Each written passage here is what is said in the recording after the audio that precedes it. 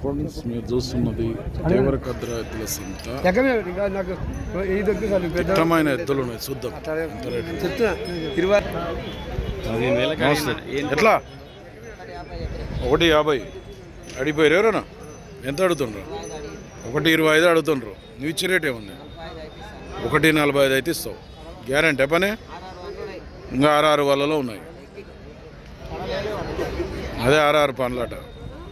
ఎవరు మనది? జమలాపురం మండల్, కోయిల్కొండ, మామ్నార్ జిల్లా.